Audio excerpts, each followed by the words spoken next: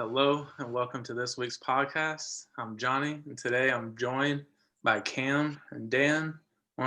Cam, want to say hello? Good evening, gentlemen. Dan, holla at your boys. What up, everybody?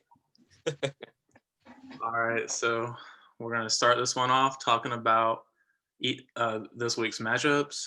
We're going to start with probably the hottest rivalry right now, Matt versus Jonathan, the former roommate rumble, the Discord drama.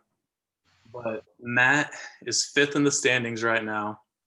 He's less than 100 points away from that fourth spot, which would get him into the playoffs. He's sporting a 6-3 record, and that's the same as three other teams. So he's right at the bottom of the playoffs right now. Jonathan, he's dead last, hasn't won a game, last in scoring, but he's third in moves. So the effort is there, and the trades have improved since the beginning of the year. All right, so Cam, what do you think? Who do you think is going to win this game? I think it's pretty easy to say Matt. I mean, if you look at his scoring, it's been steadily going up and increasing.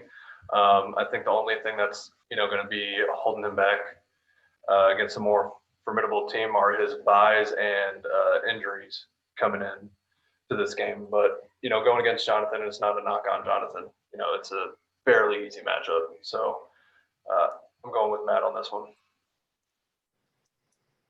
Dan, what about you? I'm also going to go with Matt on this. It's definitely a must win for him, especially with the trade ban going forward. If he has any injuries or buys, as he was saying, he's pretty screwed. So he's got to win this one and score a lot of points this game just to stay in the hunt. Yeah, I think it's easy to say that Matt's got the edge in this one. He's got Chubb coming back soon, and Judy finally had, had a big game. So I think that he definitely needs a win here to stay in the hunt because he is at the bottom for scoring at the moment. So if he was to be in a tiebreaker, he would miss the playoffs. Yeah, looking at his schedule moving up, he's got James after Jonathan and then Dan. So he definitely needs to win these two coming up. And then I think it's going to be a pretty good shootout for Dan and Matt for that last game before the playoffs start. Dan's team is quietly getting better. Thanks for having I think Swift is really helping you out. But yeah, for sure. Finally had a good couple games. Pretty unanimous. That's Matt. Now we're going to move on to Brendan versus James, the vet versus the noob.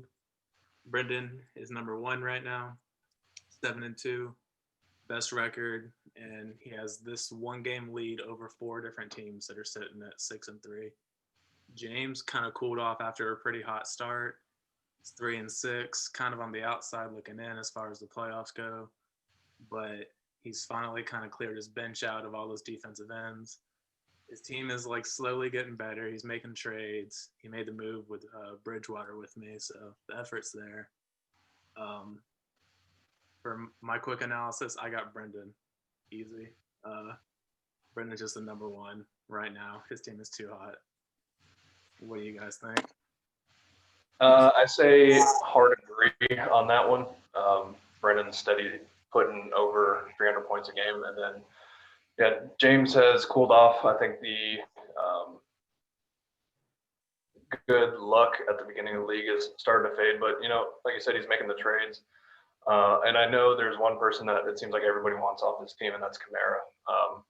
I understand wanting to hold on to Kamara just because, it's Alvin Kamara. So why would you want to trade him? But I think he can get a lot out of it, especially pushing into playoffs. So I think he does need to be more open into these trades because, like you said, he is on the outside looking in coming to playoffs. So he could get, a major value trade with Kamara coming into playoffs. Well, if you get rid of Kamara, that's the only star that he has guys on that roster. So his team like just depreciates so much. So I understand wanting to hold on to Kamara because I think he's like a Cook level player.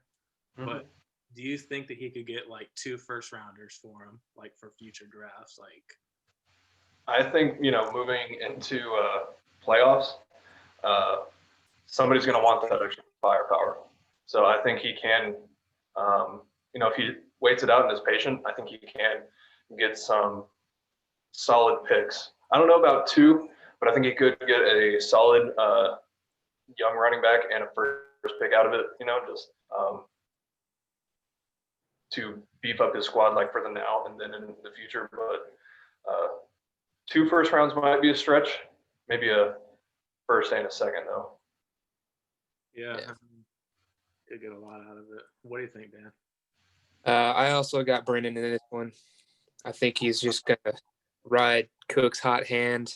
And he has 3 pretty dang good running backs. And his defense is really solid. So he'll at least ride it to co-champion, I think, this year. It's interesting that you talk about his defense because I feel like the main parts of his defense are those 3 linebackers he keeps. Oh, yeah. And everyone else, it'll be like a waiver wire pickup for him. Like, just a few. It's just Blake Martinez, Bobby Wagner, and oh god, there's one more. I can't remember, but they put up like 15 points a game. It's Oh, yeah. Avery Williamson. Is that who you're talking about? Yeah. whoever else is in his third linebacker. But it's funny though, because like I keep some of my safeties and everything, but Brendan's defense is doing better than mine, and it's all waiver wire stuff. So Props to him. Waiver, baby. defense is a tricky beast, but if you can master it, it's awesome. Mm-hmm. People undervalue the defense in this kind of league, even as deep as we are, especially going into trades. Like they won't think that moving a like top 12 wide receiver or running back for a top 20 offensive player and a top 10 linebacker, they don't think that is a fair value just because of defense. But I think it could be argued that that's a steal while you're getting 2 solid players like out of a deal like that. Defense in our league is make or break some teams. Oh yeah, definitely. It separates the top from the bottom, I feel. Mm-hmm. For sure. Now, let's move on to Christian versus Drew, the best man beatdown, as we're calling it. Is third in the standings at 6-3. Got a good points for. Drew is 3-6. Made a move with me, but other than that, it's been pretty quiet this year. I said this matchup kind of looks like it could be kind of close, but what do you guys think? You said you think it looks kind of close? Yeah, I'll hold my prediction, but I want to hear what you guys think about it. Well, I think really we'll be able to see kind of how it's going to go this Thursday night game, see how Derrick Henry is going to do, because he didn't do well last week. And when he does well, it seems like the rest of Christian's team does well somehow. So I think it'll kind of be a prediction of how many points he scores, because his team is going to put up mad points. But just depending on how Derrick Henry does is going to be a big factor in that. But when you got somebody like Russell Wilson and Kyler Murray, Keenan Allen, Van Jefferson, Godwin, like all these huge playmakers who can make plays like almost anytime they're on the field, Drew could just pull out the upset in their matchup.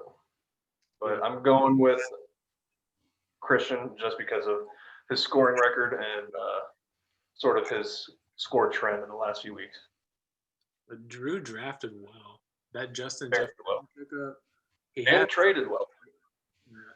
And if he had Christian McCaffrey this week, I think that the game would be a lot closer because Christian's team, I understand what you're saying. Like, he needs his playmakers to do really well because his depth is kind of lacking in some of the spots. But what do you think, Dan?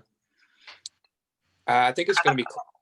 I think Christian has like the most talented starting roster, in my opinion. Also, you got to take in a note his record because he has the most points scored against him in the league by like 100 points almost. That's a good point. But I think it'll be really close because Drew has the best quarterback group in the league, and it's a really underrated position. But I feel like both of them could score 40 points in a week, anytime. But I think Christian can lean on his running backs and his flex players this week and pull out a close one. Yeah, hopefully for Drew's sake, Wilson will be leaning on Metcalf again as opposed to Lockett because it seems like it's one or the other. So, and they're both top in the league. 50-point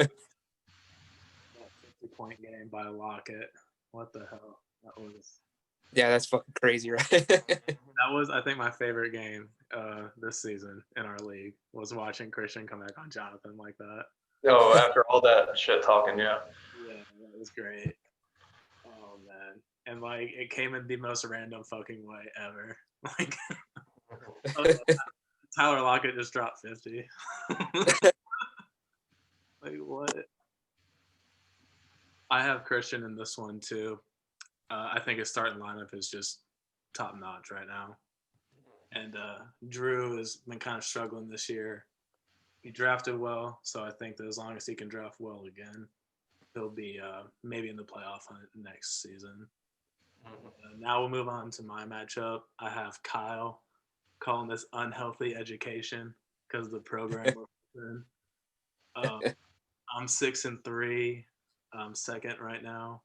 Kyle is actually 5-4. He's number 6 in the standings because there's 4 other teams at 6-3. And so he's only 1 game out from being in the playoff mix, and he's riding a 3-game winning streak. I'm not going to talk about my own game, but I am going to mention buys are fucking me this week. As they do with everybody. I had 10 players on bye last week. But dude, the number 1 quarterback, the number 1 tight end, Julio, and my other starting tight end, like that's a lot. And that's rough coming on a week that he put up 300 points. So over 300 points. So, I mean, I think y'all's matchup is going to be really good. I think it's going to be a little closer than what the score predictor is saying. Christian Kirk has been killing it, and Aaron Rodgers, still going to put up solid numbers all the time. And Drew Lock, I mean, real hot or cold. And, with Mahomes being out and Kelsey being out, that does put a huge hampering on your scoring ability this week. But Sanders should be back for you. I think that's definitely going to help. But if these playmakers he has can show up, I think you're in some trouble. But I will say, I think you got it.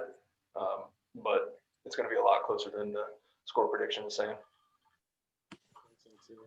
Because his guys are hitting right now. And that's how the NFL works. You ride that hot streak into the playoffs, and we're getting to that critical point of the season where playoff teams are really going to show out who they are. And I feel like he's got a lot of those players on his team. Sure. I have this as my playoff decider game of the week. And as you pointed out, you got Kelsey and Mahomes out this week. I actually have Minka Rogers with the upset this week. And I have DK Metcalf scoring 25 plus. 25 plus. That's good. That's a good prediction. I think this is the biggest game for the both of you this week. I mean, you need to win to pretty much solidify you getting into the playoffs. And Kyle needs a win to be in the playoffs discussion this week. So I think this is a matchup of the week overall in the league. This has the most riding on it for anybody, I think. Yeah. And also, if you look at just points wise for the season, Kyle has the third most points scored against him as well.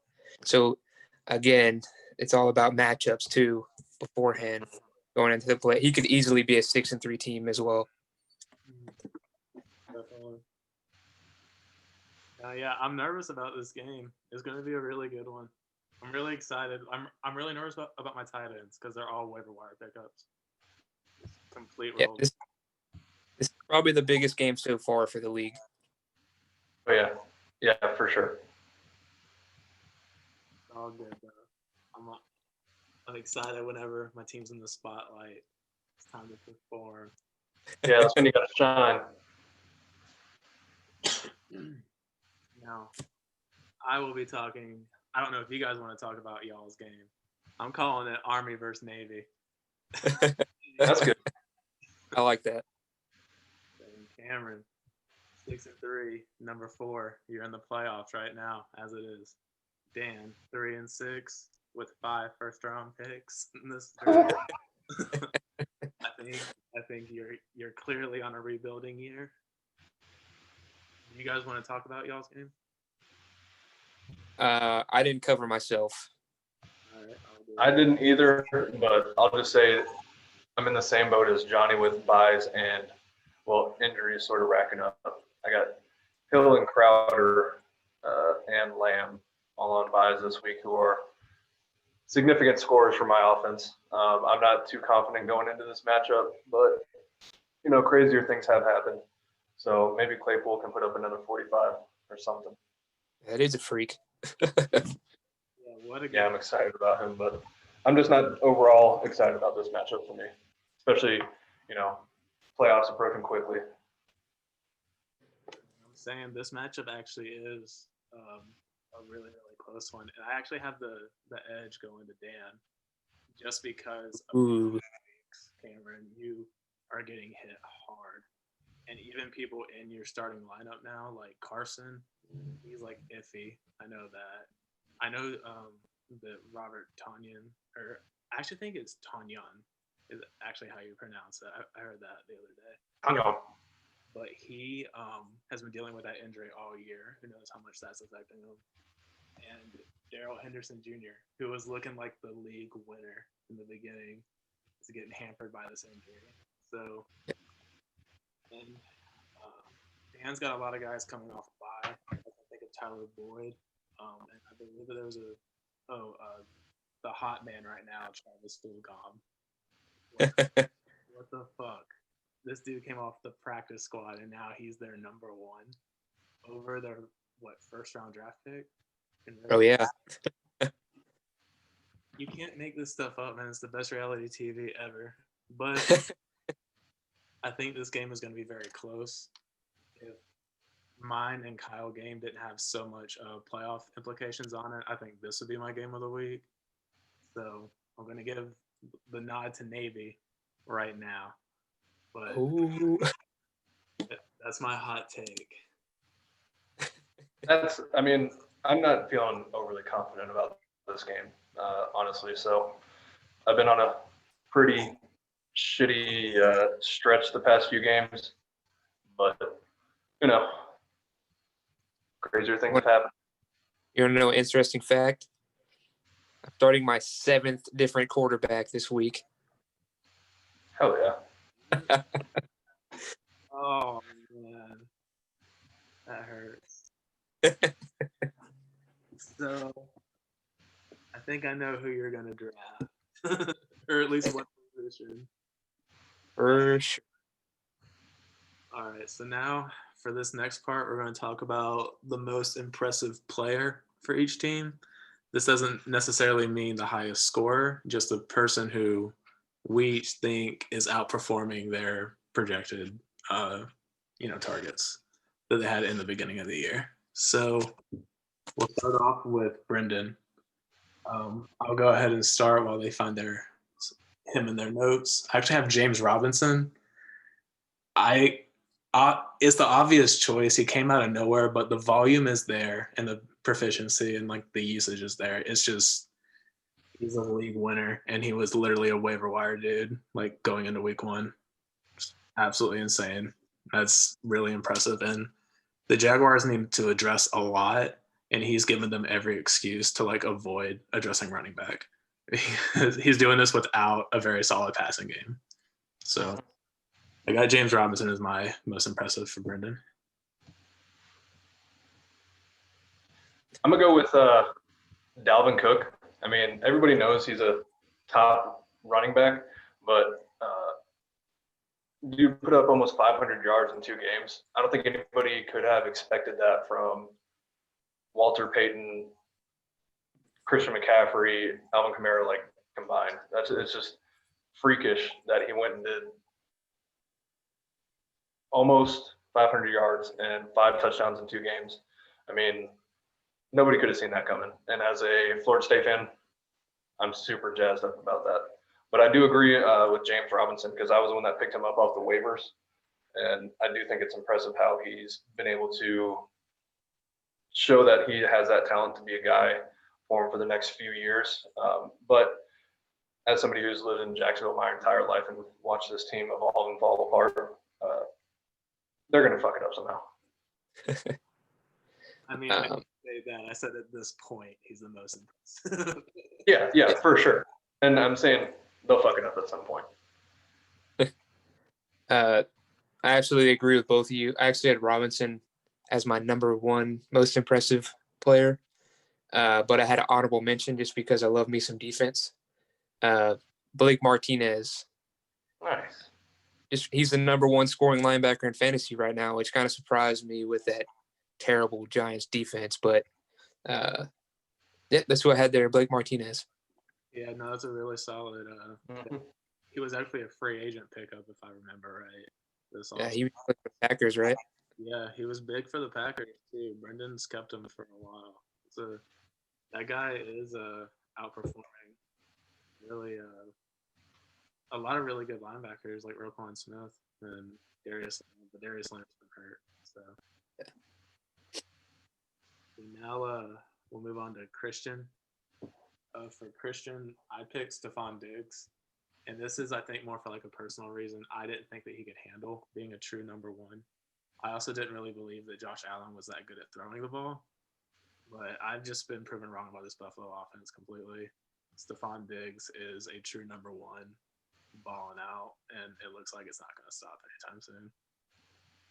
So, that's my choice.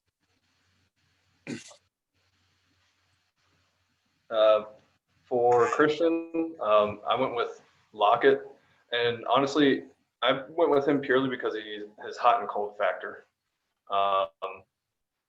4 weeks, he's broken double digits, a decent game with 13 points, and then 35 points, 50 points on the comeback with Jonathan, and then the other 4 weeks he didn't break double digits. So I know we said the players that we found were more impressive, but I just think it's a key point in his offense that Lockett being hot and cold can put a ceiling on his scoring capabilities. But then again, he does have Devontae Adams, who, when healthy, scores well. Whenever Lockett booms, you're gonna win. Like, that guy is dynamite. Mm-hmm. Definition of boom. Well, not definition of boom or bust, because his floor is still kind of high. But if he gets a touchdown, it's probably like going to be like a 40-yard touchdown, which is right. The 15 play. I had a tie in my MIP. I picked Clyde Edwards-Helaire, but it's kind of not a surprise. Number 1 overall pick in our draft. I mean, he's been running game and receiving game. He's like 4th in the league in rushing right now. But I had a tie with TJ Watt just because, yeah, he's the leader of a 8-0 defense, but he's also the number 1 scoring defensive lineman in fantasy as well. Yeah. Love me some defense. I was going to say Dana's on a defensive kick. always going to be a Watt in that defensive line. Like, What do you mean? top players. There's always going to be a Watt up there, JJ or TJ, and sure there'll be another one. I don't understand what you're saying. What easily. All right. Now let's go to Matt. Cam, why don't you start us off here? For Matt, I got Josh Allen. I know he went through if you even really call it a slump, he had a 12-point game against New England, who was super weak, missing a lot of their COVID players. But, the first 4 weeks, fantasy monster. And then last week against Seattle, of all teams, putting up 39 points, 400 yards, and 3 touchdowns. I didn't really expect to see Allen sort of emerge this quickly as being a solid quarterback. What is this? His 3rd year. And I didn't have the patience to hold on to him after I drafted him. And I think Matt having that patience is really paying off for him, because I, for one, didn't see the fantasy value moving into his first year, but Matt clearly did. I think it's paying off for him. I think it's a huge factor in his offense too. Yeah, this Buffalo offense, man, like how ridiculous is it? It is like sporting some of the top fantasy players this season. And Josh Allen, Stephon Diggs, and well, I guess that's about it, huh? Yeah, as a Singletary owner, yeah, that's about it. Putting up points, though. That's a scary team right now. Looks like, I mean, that whole division is kind of crazy now too, with the Dolphins playing well, the Bills playing well, Patriots finally sucking. Finally. The Jets are like not even really a football team at this point.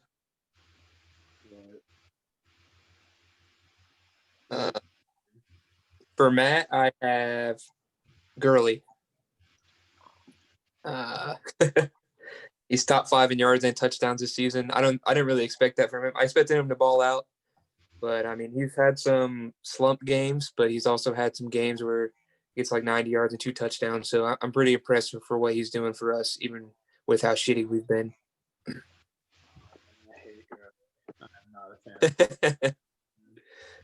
He is a shell of what he used to be. He wants to bump outside like he did whenever he was young, but he's too old and he's got like arthritis in his knees. So yeah, he's got them rocks in those knees, man. But dude, just like he scored that touchdown against Detroit whenever Matt Ryan was like, "Don't score, don't score," and he's like, "Okay, motherfucker." Like, and the worst thing is, I was playing against Gurley that week, and I lost. So that's just a double kick in the nuts. Dude, like, I'm not a fan of Gurley. I'm just playing him. For fantasy, he gets all our goal line touches, so he gets touchdown, help inflate his stats. So for fantasy, Gurley is really impressive.